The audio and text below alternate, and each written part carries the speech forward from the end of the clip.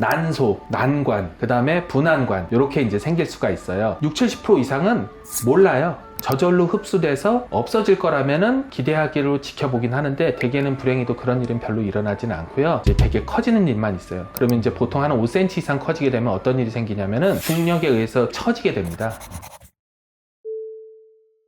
네, 호산여성병원 산부인과 나은식입니다. 혹시 난소 무록으로 오해하시다가 찾으시는 경우들이 있는데 이게 정확하게 좀 뭔가요? 이렇게 여쭤봤을 때 난관 옆에 낭종이 있다. 해부학적 위치에 따른 이름일 뿐이에요. 부쪽, 액세서리, 부난관 낭종이에요. 난소 낭종, 난관 낭종, 분한관 낭종, 그냥 다 낭종이에요. 보통은 낭종이라고 하면 물이 찼다는 거예요. 근데 이제 물이 차는 혹이 잘 생기는 곳이 자궁은 별로 안 생기고요. 난소, 난관, 그 다음에 분한관 이렇게 이제 생길 수가 있어요. 근데 이 세 가지가 분명 해부학적으로는 전혀 다른 곳이긴 한데 그 세 가지가 같이 붙어 있어요. 같은 동네에 있는 애들이에요. 그렇기 때문에 실질적으로 증상이 있던 우연히 발견이 됐던 초음파를 보면서 이제 알게 되는데 처음부터 60-70% 이상은 몰라요. 그래서 오인될 수 있어요.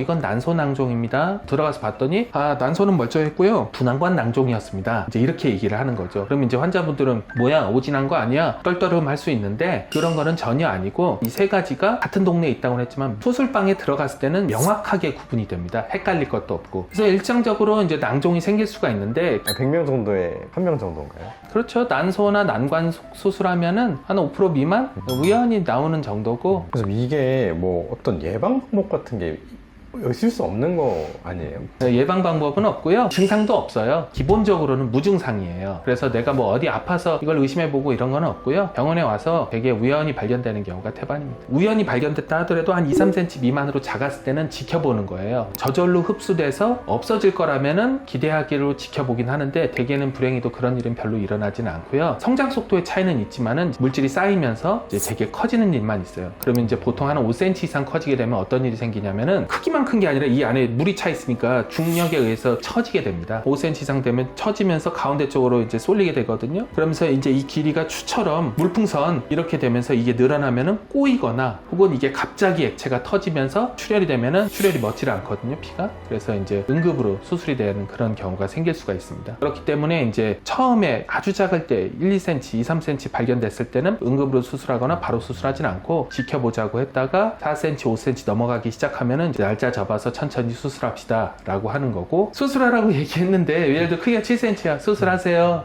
저기 지금 제가 공부로 해외 유학 자녀가 고3이어가지고 방학 때 하거나 수능 끝나고 하면 안 되나요? 그러실 수 있죠. 다 사정에 맞춰서 하는 거니까. 아프고 그러면 뭐 내일 시험을 보던 말던 지금 맹장 수술하면 그냥 하잖아요. 그렇기 때문에 이 경우에는 기본 치료 방침은 정하되 이제 본인이 처한 상황이랑 이런 걸 상담해가지고 적절한 시기를 결정해가지고 수술 시기를 결정하시면 됩니다. 이게 보통 수술을 하면은 수술 방법이 요즘은 어떤 식으로 조금 진행을 해요? 우리 병원에서는 이제 단일공 복강경으로 하게 됩니다. 일반적으로는 전국 어디 가서 수술을 하던 상담을 하시던 이제 개복할 일은 사실상 거의 없다고 보면 되고요. 표준 복강경 수술이라고 구멍을 이제 3개에서 2개 정도 뚫어서 할 수도 있긴 한데 난소 쪽이나 난관 혹은 분한관 이런 수술들은 이제 상대적으로 수술 난이도가 낮기 때문에 원래도 단일공 복강경으로 할 수 있고, 단일공 복강경으로 하시게 되면은 흉터도 적고 회복도 빠르고 조금 거짓말 보태서 수술했는지 안 한지 의사도 내가 끝나고 이렇게 상처 보면은 야 누가 했는지 참 잘했다, 티도 안 나고 좋네, 이렇게 이제 될 수가 있죠. 그러면은 회복 기간은 어느 정도? 의사가 얘기하는 거는 보통은 입원 기간은 2박 3일 수술 당일 기준으로 퇴원하면은 일상생활은 가능한데 뭐 배려를 받을 수 있다면은 쉬셔도 되고, 설사 뭐 내가 사장님이 혹은 이제 나 아니면 안 돼 라는 어떤 일이었다고 했을 때 넉넉히 잡아서 이제 일주일이면은 실밥 뽑으니까 그때 이후부터는 특별히 제약도 없습니다. 그 수술 이후에 뭐 제약되는 것들이 좀 있을까요?